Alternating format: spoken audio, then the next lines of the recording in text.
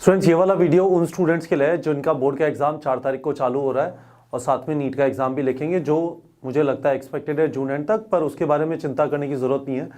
जो डेट होगी आपको जल्दी पता चल जाएगी। ठीक है, अब इसमें करें क्या, मैं आपको एक चीज़ ये बताना चाहता हूँ। पहली चीज़, आप अपने दिमाग में ये सोच लीजिए कि बहुत सारे जो टॉपर्स होते हैं, ठीक है, टॉप रैंक जो आती है, टॉप 100, टॉप 200 फर्स्ट अटेम्प्टर्स होते हैं। इसका मतलब बोर्ड और नीट एग्ज़ाम साथ में मैनेज किया जा सकता है। ये चीज़ क्लियर है। आप पिछले सालों का डेटा देखेंगे, जो काफ़ी सारे टॉपर्स होते हैं, फर्स्ट अटेम्प्टर्स होते हैं, इसका मतलब नीट और बोर्ड का एग्ज़ाम साथ में मैनेज हो रहा है। बहुत सारे बच्चे करते हैं। ठीक है, आपको सिंपल प्रायोरिटी रूल फॉलो करना है। ठीक है, और प्रायोरिटी रूल फॉलो करने का मतलब है आपकी प्रायोरिटी 1 बोर्ड का सिलेबस है। कुछ चीज़ें बोर्ड के सिलेबस में नहीं है और अभी जो एजुकेशन मिनिस्टर ने कम्युनिकेट किया था उससे क्लियरली दिखाई देता है कि आपका जो नीट का सिलेबस है वो पूरा होगा।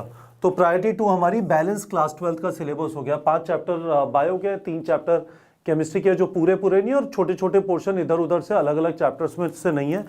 प्रायोरिटी 2 वो हो गई। प्रायोरिटी 3 हो गई हमारी class 11 bio, priority 4 class 11 chemistry, priority 5 class 11 physics, मोटा मोटा। अभी प्रायोरिटी का मतलब क्या है? इसका मतलब ये नहीं है कि आपने 0 पढ़ाई की है तो सारी चीज़ें हो जाएंगी। इसका मतलब यह है कि यदि आप इस प्रायोरिटी के हिसाब से चलेंगे, यदि आपने बहुत सारी चीज़ें कर ली हैं, ठीक है, तो बस आप इस सीक्वेंस में जाएंगे। ठीक है, और एक चीज़ का ध्यान रखेंगे, रिमेंबर वन इंपॉर्टेंट थिंग,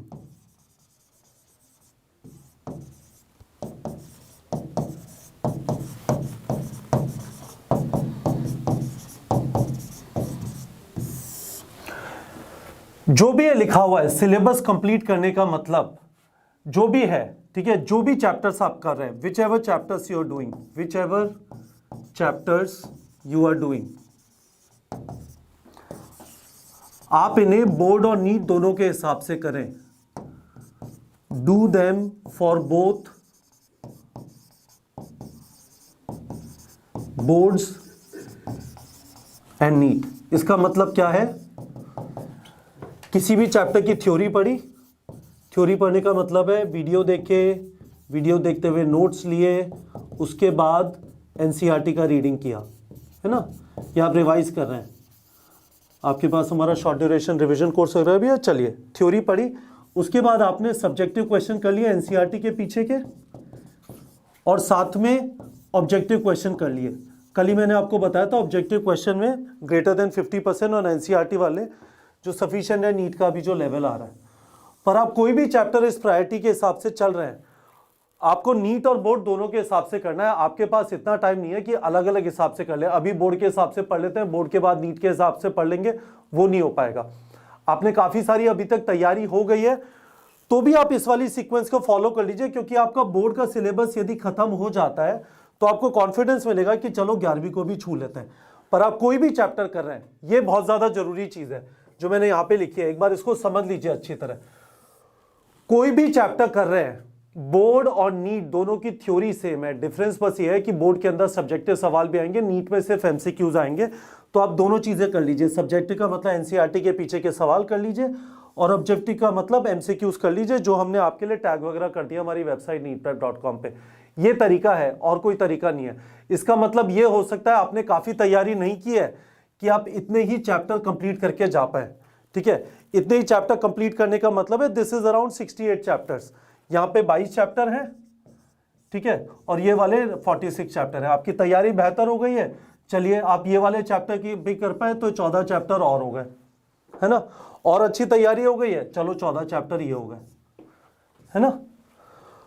पर आप सीक्वेंस फॉलो करेंगे तो बेमतलब की टेंशन नहीं होगी। जंप मत करिए कि चलो पहले ये कर लेता हूं, बोर्ड का बाद में करूंगा। आपको प्रेशर फील होगा, फिर इधर से उधर जंप करते रहेंगे, और जंप करेंगे तो फिर डिप्रेशन फील होगा, क्योंकि कहीं पे भी कंप्लीशन का तरीका समझ में नहीं आएगा कि क्या मेरी तैयारी हो रही है, क्या बोर्ड में पिटाई तो नहीं हो जाएगी।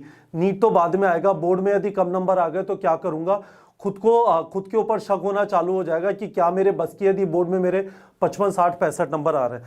तो इस प्रायोरिटी को फॉलो करिए, बोर्ड को इग्नोर मत करिए, बोर्ड को मतलब इस तरह से मत सोचिए कि बोर्ड तो अपने आप हो जाएगा, क्योंकि दोनों को आप साथ में ऑर्गेनाइज कर सकते हैं। और ऑर्गेनाइज करने का ये वाला जो तरीका है, इसका ध्यान रखना कि जब आप थ्योरी करें, दोनों की थ्योरी सेम है, सब्जेक्टिव क्वेश्चन करिए बोर्ड के हिसाब से और ऑब्जेक्टिव क्वेश्चन करिए नीट के हिसाब से। हर एक चैप्टर जो आप इस प्रायोरिटी में करते हैं उनको नीट और बोर्ड दोनों के हिसाब से करना है। तो होपफुली आप लोग को समझ में आ गया होगा। काफी सारे लोग कमेंट्स में कह रहे थे सर आप जो चीजें बता रहे हैं ड्रॉपर्स के हिसाब से ज्यादा रेलेवेंट है, बोर्ड वालों को क्या करना है। मैंने पहले भी बताया, मैंने एक बार वापस रिवाइज कर दिया। अब आपकी डेट शीट आ गई है, कोई टेंशन की बात नहीं, आराम से करिए। आपके पास नीट प्रेप पे क्वेश्चन बैंक है, आपके पास एनसीईआरटी के पीछे के क्वेश्चन आप प्रैक्टिस करिए और थ्योरी पढ़ लीजिए और हो जाएगा। टेंशन लेने की कोई बात नहीं है। तो कमेंट सेक्शन में बता दीजिए अभी भी आपका कोई सवाल बचा है, कोई चीज ऐसी है जो इसमें जो मैंने बताया जो समझ नहीं आई। ठीक है बच्चों।